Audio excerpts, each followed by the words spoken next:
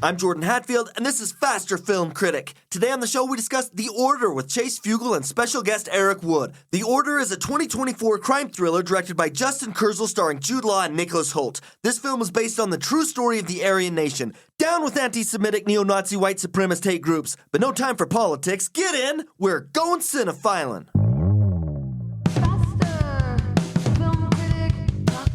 Eric, it's great to have you back on the pod again. Thanks, guys. Good to be here. Yeah, good to see you. So today we're talking The Order. I'm surprised not very many people are familiar with this film. Yeah, there wasn't much advertising. I'd heard nothing until you put it on my radar and said, hey, check this out. I don't quite understand why. The story seems exciting. It's based on a true story. This always seems to do well. It's got Jude Law, who's a fantastic actor, but yet it just got such a limited release. Yeah. I've heard that the distributors were worried about its potentially divisive subject matter. You know, because it deals with FBI fighting with white supremacist terrorists. Yeah. I don't think that's a reason to hold a movie like this back. I know Rotten Tomatoes, this is scoring really high amongst both audiences and critics. I think this is one that should get a wide release. I think this is one that people need to go see. Yeah. If I'm funding it, I'm not sure I'm going to donate my money towards it because I do think it's a pretty subject matter. It's a little, it's timely, but there's some complexities to it. And I think that everyone having their feelings being so easily irritated and jump to anger and pick a side. And I do think there's some divisive nature to the story. And so I wouldn't necessarily want to fund a story like this, but I'm pro just give me all of it. Wide release everything. Like, why not? I get really annoyed with limited releases. I know why some of these distributors do it. I hear what you're saying, Eric. I personally have zero tolerance for racism, hate groups, and white supremacy. I know you don't either, but these groups do exist. And I don't want to get too political here, but it feels like they largely exist on the right. And as the MAGA movement has grown in popularity, again, I'm not going to say these groups represent the MAGA movement or the Republican Party. They don't. But as that movement has grown, these groups have begun to feel more comfortable in spewing their hate-filled ideology, and I think we need to take a strong stand against that. And I'm frustrated by the idea, again, we're talking about a movie here, I'm frustrated by the idea that a distributor would limit its release of a movie in fear that it would offend someone in one of these groups. I think that's wrong. I don't know if this is why the film was held back. This is just a rumor. But I do think we need to take a strong stand against racism. We shouldn't be afraid to stand up. And I know you feel the same way. I had no idea going into it what it was going to be about. But I don't know that it would have changed my mind knowing that it was white supremacy and that sort of dialogue and conversation in the story, but it's also historical and the crime drama. And I do think that crime drama is really weird for me because I think there's a weird itch for it, but then there's also, but I don't want to consume too much of that. I want to kind of hear about it, whether it's listening to a Crime Junkies podcast or whatever, or hearing the stories, the history, because I knew nothing about this story specifically. Like I knew some of the maybe tangent stuff around it, but if I'm marking it, I'm going to be careful. I think it's an interesting concept, and I'm not a history buff by any means, but I think it's a relevant and timely piece. Absolutely. I wasn't familiar with the story either. Going into it, I knew nothing of the story. I find it really interesting that Justin Kurzel, who's directed this film, said he was looking for a project, and he saw January 6th happen, the riot on the Capitol on January 6th. And that is what motivated him to pick up this story because the way he tells it, history repeats itself. And he thought white supremacy was behind us. And in watching January 6th, he said he had the realization that it's actually still in front of us.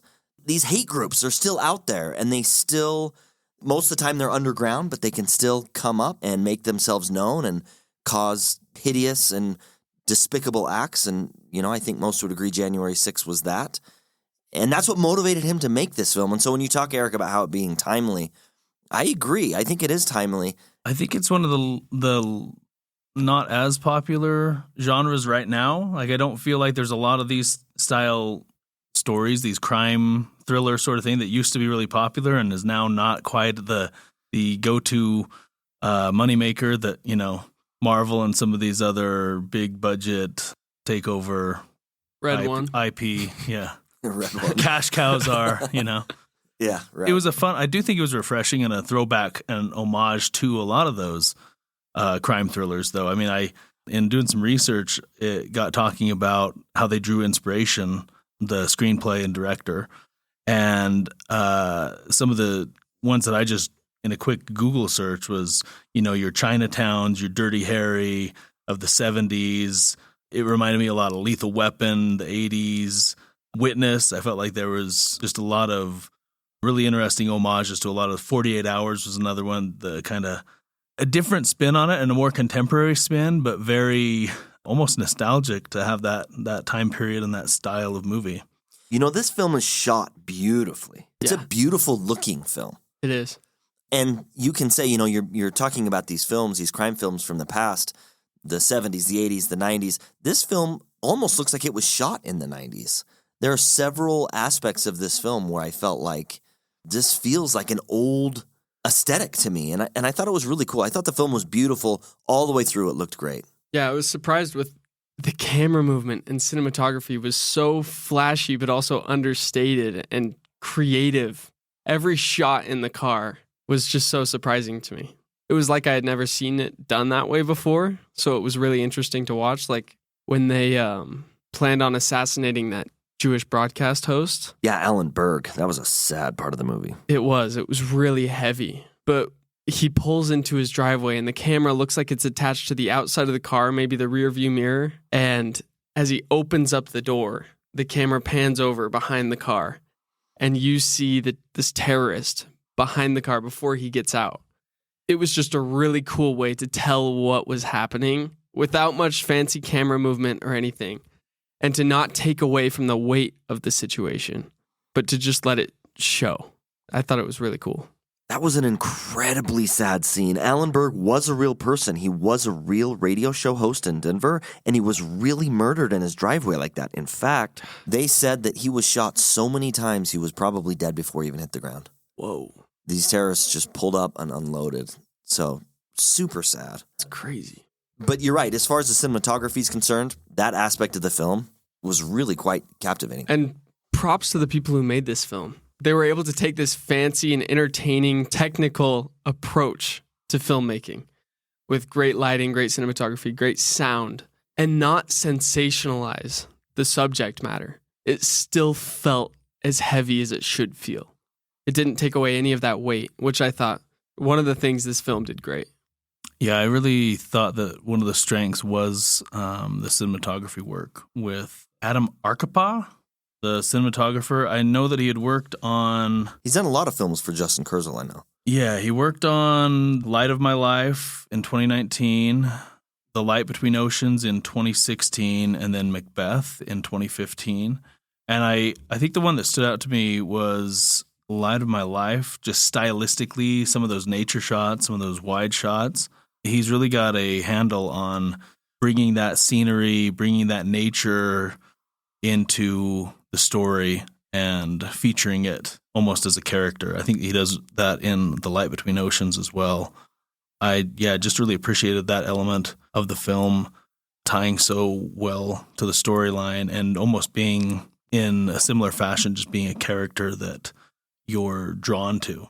Another strength I want to highlight in this film, in my opinion, was Nicholas Hoult.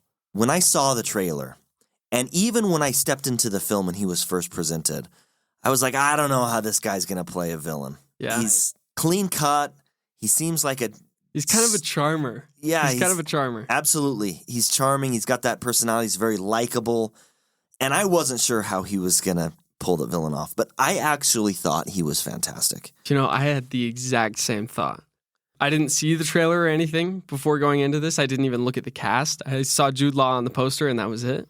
And when I saw him, I was surprised. I was a little worried, too. So he plays Bob Matthews, who is the leader of the Order, which takes place in the early to mid-1980s. And apparently Bob Matthews was very clean cut, and he had a baby face, and he was very likable. Yeah, it kind of worked. Charismatic.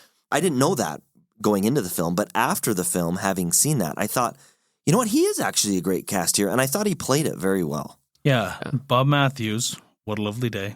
What a lovely day. I really felt like it was there was a subtlety to it rather than, a villain that's in your face. He was very charismatic, but still strong Sounds like we're all in agreement. Nicholas Hoult was very well cast. What else did you like in this film? Jude Law's mustache would be a huge strength. Let's just start with that. Yeah. Jude Law in particular, but his mustache was fantastic. That scene, if you haven't seen the trailer where he's running with a shotgun at the heist, that is money mustache. And that creeper stash is coming back in style, too. It's a movement. Yeah, and it's a movement I want no part in. I thought the cast was strength. I thought that Jude Law and Holt were definitely the top tier. I also really liked Ty Sheridan. Yeah, it's Jamie Bowden. Yeah, I had not seen him since Mud back in 2012. I know he was in Ready Player One. And then the Journey Smollett, who I recognized from Friday Night Lights way back in the day. I didn't recognize her. And then I had to look it up, but she was also, and once I saw it, it clicked, The Great Debaters in 2007. Yeah, she was in that as well. So I didn't recognize her. That was fun. And I thought she was well cast. I thought those kind of four were the strongest for me. Ty Sheridan plays Jamie Bowen, a local officer who's working with Terry Husk and the FBI to try and solve the case. And I didn't mind his character so much, but Journey Smollett plays another FBI agent. She's clearly a lead on the case. And I didn't like her role in this film. There's clearly a backstory between her and Terry Husk. I didn't quite understand that. She just felt weak. The writing around her character was weak. It wasn't her acting, it was the writing. It just didn't work for me. It wasn't very strong. I felt like the part that worked for me was leaving it unknown. I feel like a lot of the movies that you get, you're having them spell things out for you, or specifically plot point. Like for me, their relationship when they go, I think in the bar scene where they really, like, you can tell there's a history, you can tell there's been a power dynamic, and it's almost shifted, and she's more of the lead dog, and he's kind of on his way out, allowing some ambiguity with the storytelling and just understanding they have a dynamic. It worked for me more than it didn't. I'm glad to hear that. Yeah, I found the character a little bit boring, unfortunately, but I liked your perspective on it. I don't think, because I do think that was a supplemental character, I don't think there was a lot to that point. I think the feature is Terry Husk and his journey through it. So yeah. What'd you guys think of the music in this film? Yeah, the music really stood out to me. I thought it was great. I thought it was really good. Do you know what I loved most about the music? Is I didn't hear it as much as I felt it. Like, I found 3/4 of the way through the movie that the music was having a significant impact on how I was feeling, but it wasn't music that I was noticing. It was like amplifying what was on screen. I thought that the sound design specifically was really well used. I felt like in the chase scenes and the bank robbery scenes, like you had impactful sound. I didn't notice a lot of the other. I felt like it was subtle enough that it didn't really draw me in. It didn't really take me away. So overall, it wasn't quite as impactful for me, but I did really like how they used some of those key points. I really liked the setting of this film. The Pacific Northwest, kind of country, but also so much like forest, a natural area where these people could hide bodies or their own cult. Yeah. I thought it was really fun to watch. And with these hunting aspects where they try to throw in kind of hunting references, ambitious themes, which although I didn't like that so much, I think it was kind of thrown in there to make the story appear a little bit more beefy. That part didn't work for me. I thought the setting was great and it was beautiful. That's an interesting, I had that on my list of scenes that I liked, but I don't know if it completely worked for me either. I liked that it was almost opening up that nature element and the hunt element, but I don't know if it necessarily worked, but it left me thinking about it. Like, it left me looking at what Husk is looking at and then what Bob Matthews is looking at. I thought there was a really interesting scene. I didn't know if it really worked for me as well. Yeah, the hunting scenes didn't work for me. They seemed like an unnecessary, cheap, and obvious analogy that the story just didn't need. Scenes that did work for me, key scene was the bank heist. So I thought that scene Really where cool scene. early on when Husk and his buddy Sheridan are going together and kind of just on a roll, kind of doing the detective work, and they come upon the bank situation and they burst onto the scene. I felt like everything that built up to that and that episode and the tension that's there was really executed well. I agree. I thought that was a great scene. There's a number of really great scenes in here. The scene on the road where they stop the armored vehicle on the highway, they shoot it down, pull the guys out and rob it, and they just throw the tire strip down to block traffic. I thought that was really cool, and that happened in real life. And also way in the background, as he throws this tire strip on the road, you can see this cop car drift out. Cool little touch. Yeah, that was a really cool scene. And like I said, that really happened. These guys robbed an armored truck. They got away with $3.6 million, which was the largest armored car heist in U.S. history at that time. And I thought this was interesting. Bob Matthews really did drop a traceable gun.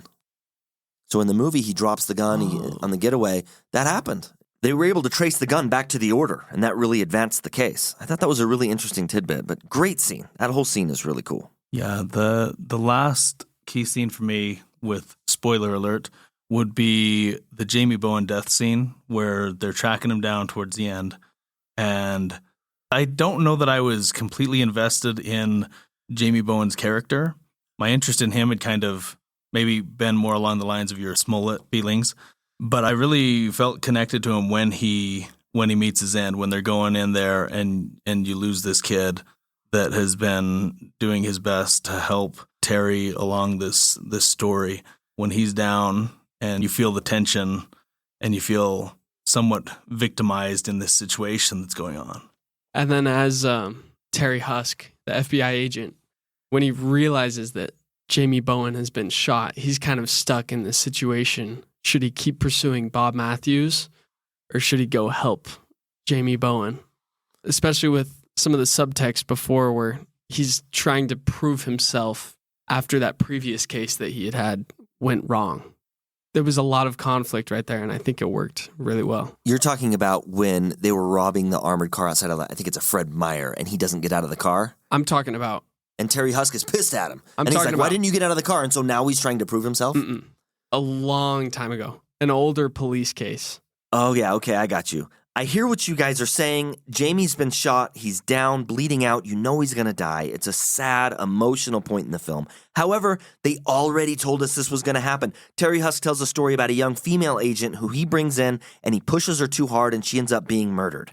Here we go, round 2. Jamie now comes in. He's young, and Terry's pushing him too far. So I saw this coming, and I don't know why they needed to put the information about the young female agent in there, other than to explain why Terry is already a little bit hardened as an investigator, which doesn't need to be explained. We know that. So I saw Jamie's death coming, and when it hit, it had less emotional weight. I can see that. I think that's one of the crime thriller tropes. You know, it's hard to not look at every character like, okay, if you die, how are you gonna change the main protagonist, or what's the impact going to be on the overall story? I think it's very hard to make that specifically original. Like if we're moving into weaknesses, like it's the same thing it's similar in a similar fashion for me and the character played by Ty Sheridan, kind of the buddy cop situation that it turns into. Yeah, we've seen buddy cop movies. Yeah, I don't know how much that works for me, but overall, I think I was more invested in that character and the end of that character than I anticipated. I did like the character of Jamie Bowen, but yeah, I see what you're saying. If we're going to transition and talk weaknesses of the film, there are a couple things I want to point out. Now, I want to admit right out of the gate, these things are small. So I can see someone saying, well, you're just being nitpicky. Well, yeah, I am. But I have high expectations, and these things pulled me out of the film. And this just goes to show there's not a lot of weaknesses in this film. The film is pretty well done, but there are a couple things I want to point to. We were talking about the scene where they pull over the armored car on the highway. Yeah. Yeah, they throw the spike strip out, and as they're getting away, the cop just drives right over the spike strip. I'm like, come on. What cop is going to be right over the spike strip, right? Isn't that part of the rule book of a cop? You have to drive on the road through the spike strip? Isn't that yeah. That's good guy, bad guys. That's a classic good guy, bad guy trope. Right. And then a cool drift after. And a cool drift after. And another thing in that same scene is as they're robbing the armored car, there's this good Samaritan that's sitting back on the other side of the spike strip, and he pulls out a 6-shooter and starts shooting at him. There's like 8 of these guys with full-on assault rifles, right? I can't imagine anybody with a 6-shot handgun from 40 yards away shooting at a bunch of bank robbers with high-powered assault rifles. It's Idaho, man. Yeah. I don't know. Yeah. I mean, okay, now you may have me there. This is Idaho, actually. countered with it's Idaho. You're causing me to rethink this criticism. Those small town heroes. It may be really accurate, actually. The one last scene I want to mention that really bugged me, and this was the strongest weakness of them all, was at the very end. Bob Matthews is in the house, and they've lit the house on fire, and Terry Husk enters the house. This thing is up in flames, right? Yeah. And he goes in to try and find Bob Matthews, and they just stare at each other. They don't shoot at each other. In fact, they put their guns down. Yeah. And they're just staring at each other. And then Terry Husk walks back out. So unnecessary and so unrealistic. Mm-hmm. That took me right out of the movie. It was a tie back to that hunting scene. Really similar. That's a good point, actually. I didn't pick up on that. That's a good point, Chase. But it doesn't. Still doesn't work. It's still so unrealistic. Yeah, in ways, I think the hunting scene worked for me better just because of the camera angles and the shots, whereas the fire felt like it was your standard good guy save bad guy attempt. With that scene, I thought the shots from far away outside of this kind of safe house, when they lit the house on fire and the sun started going down, I thought that shot was so cool. You see the fire coming through the windows and doors, and the FBI is all standing back way far around the cabin. I just thought they just let it sit. I thought it was super cool. In reality, that shootout lasted several days. In fact, they had to bring in a helicopter, which is what eventually set the house on fire. It would have been nice if they depicted that a little bit more accurately, let it sit on screen a little bit longer and build in intensity. And of course, Terry Husk never enters the house. I don't know that they have to be the exact same thing. I don't feel like a film has to replicate a documentary style, like this is how it's done. I think that's part of the creative control that I like in exploring people's versions of events and films. Yeah. But I definitely run into plenty of people who have not felt that way and want, well, this happened. You can't misrepresent, the IP and what's going on here. So I think it's a deep conversation. But for me, I thought that the movie was entertaining. I'd like to know more about the events. But if they didn't completely match up, I'm still okay with it. Yeah, I have no problem with creative liberties. Creative liberties have to be taken. It's impossible to depict a real event that took place over days, weeks, months, or even years on screen in a 2-hour time frame. I do think there's room for criticism when these creative liberties don't work, such as Terry Husk entering a house that's just engulfed in flames. I mean, it's goofy. It didn't happen. It couldn't happen. Why is it in there? That kind of thing bugs me a little bit. But relative to the order, I am surprised how much of what was depicted on screen did happen in reality. Yeah. So, for example, in the beginning of the film, they kill one of their buddies and they bury him out in the woods somewhere. Yeah. This really happened. They really did that. Now, in real life, they never recovered his body, but that was an actual event. Wow. Again, we already talked about Alan Berg and the way they assassinated him. That was terribly sad. The gun on the road. The gun on the road, yep. The way they were robbing porn shops, that was intentional. This group, when they started initially talking about robbing different stores, they basically said, let's hit the porn shops because these are, quote, bad people, unquote, like they deserve it. We're going to go hit the porn shops. Another element to this story that really happened and is depicted in the movie is relative to the book, The Turner Diaries. Are you guys familiar with that? Barely. Just from what it said after the film had ended. Yeah. And that the book was still really relevant to terrorist groups today. The Turner Diaries was written by William Luther Price, and he wrote it under the pseudonym Andrew MacDonald. And he was a physicist, and he became the leader of this National Alliance, which became one of the most dominant and dangerous hate groups in all of America.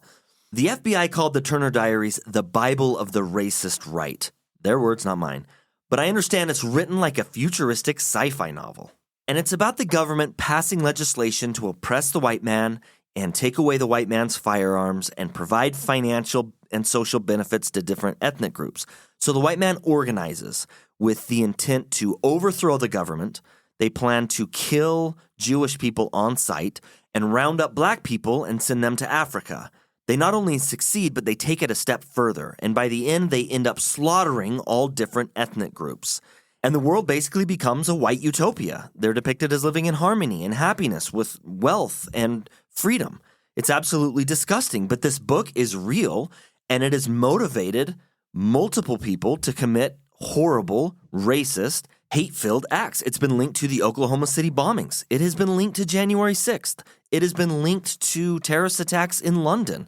And Bob Matthews, this little farm guy up in Coeur d'Alene, Idaho, somehow got his hands on this book, and he organized the order and tried to carry out exactly what is depicted in this book in the 1980s. It's absolutely disgusting. Agreed. One thing that I wish this movie would have done better was portraying the terribleness of that idea and not just the terrible actions of this group. Yeah. That is one place where I felt like this movie fell flat. And we talked about, it got a limited release and why maybe some people would be scared to fund a movie like this. But in my mind, I think a movie like this absolutely deserves to be funded, and that message deserves to be driven home. Yeah. That this idea of racism, of hatred, of murder, of overthrowing your government, of segregation, it's disgusting, and it never works well for anyone. It hurts everyone. I wish that idea would have been driven home. How would you have portrayed that in film? Like, it sounds like a conversation. It sounds like something to talk about. And I think it comes up enough. It's a talking point, but I don't know how you would depict that, what would change the storyline, or how you would show that in a film story. You know what I mean? Like, how would you adjust it? Oh, man, I don't know. That's a great question. I don't know. I'm not a filmmaker. I'm just a little guy throwing tomatoes at the filmmakers. I don't know how they could have done it in this story, but I've seen multiple other films where the message is very impactful and inspiring, and I feel like that's what this film is lacking.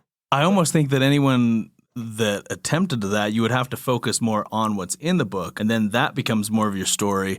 And then I feel like once you, just like with any other art, you put it out there, and then is that showing more homage to it? Yeah, you don't want to do that. How are you? Because I think they treaded carefully with what they include in it, enough that you're intrigued and you do some research and you learn about it. But yeah, I don't know how I would portray that. I don't necessarily mean portraying the book more or going into more details about the book or talking about the book any more than they did.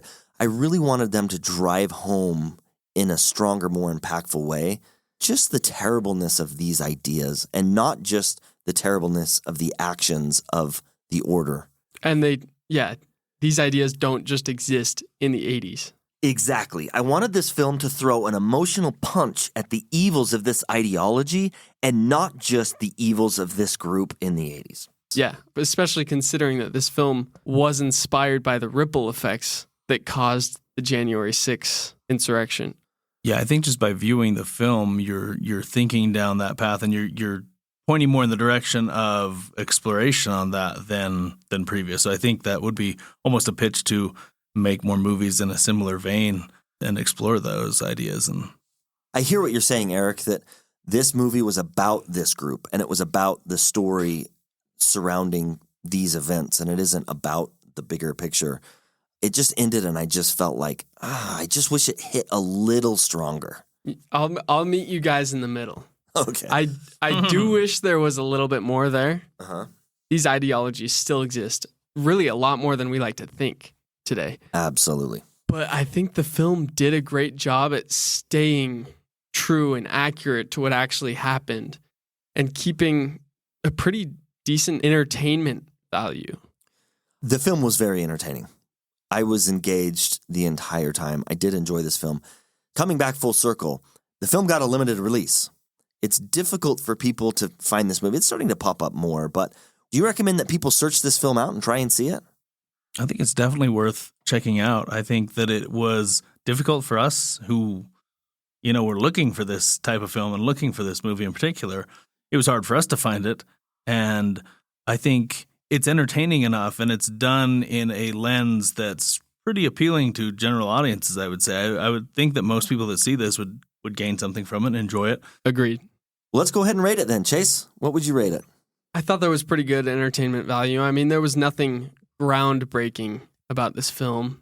I feel comfortable right around 3 stars. I'm going to admit, I feel a little guilty because Eric has been very vocal about his disdain for rating movies. He does not like It's good art. It's good art, and I've given it 2 pluses. 2 pluses? Which we can convert to stars. What the is a plus?